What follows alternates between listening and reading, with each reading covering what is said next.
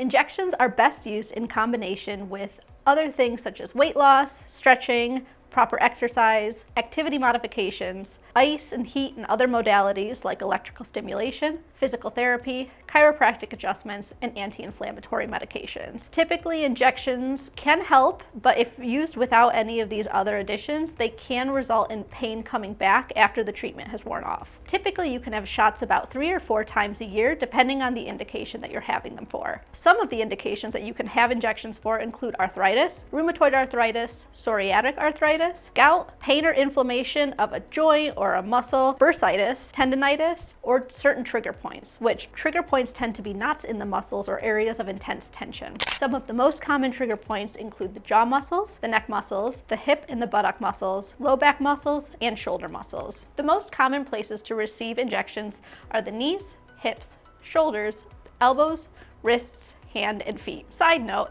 you can have hip and spine injections. However, they typically are a little bit more invasive and require ultrasound guidance because the joint space is a little bit more difficult to get to. Because of that, we typically don't do those injections at Total Health Systems, but we can get you to someone who does do them. So the main medications that are used in joint injections, the most primary one that most people know about is steroids. If you've ever heard of someone have a cortisol shot or something like that, that's a steroid medication. They're extremely fast acting and they have an anti-inflammatory property. So they help reduce any sort of swelling or pain that's going on in that direct area, and they happen pretty quick, within an hour or 2 of injection. Some examples of these medications include hydrocortisone, methylprednisone, prednisone, things like that. Typically, we also combine that with a local anesthetic that helps to numb the area, so as I'm putting the injection in, there's not an increase in pain. You can have some pain afterwards, but the lidocaine is used to help in that moment prevent and release pain. For trigger points, typically you just use an anesthetic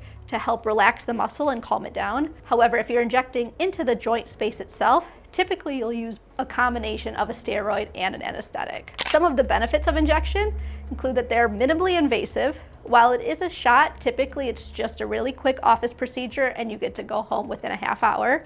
It is outpatient, so you don't have to go to the hospital, don't have to wait for hours for that. They're typically well tolerated and often offer immediate relief within the following few hours after receiving the injection. If someone is looking into getting surgery, or if that's something that they want to avoid, injections can also delay surgery and help prevent you from having it. Injections are also an alternative treatment to surgery if you're looking to have a joint replacement or some other operation. While it won't remove the need for surgery, it can push back how soon you need it by putting you out of pain and helping to increase your exercise tolerance. And most of the time, injections are covered by most insurances. However, it does depend on your insurance carrier how covered they are. For joint injections themselves, you can have relief for up to 6 months, and typically you can have an injection every 4 to 6 months when you're going into the joint directly. Trigger point injections tend to have a lesser duration of relief, typically about a month to 2 months, but they are less likely to recur. Some of the most common side effects of trigger point and joint injections include infection,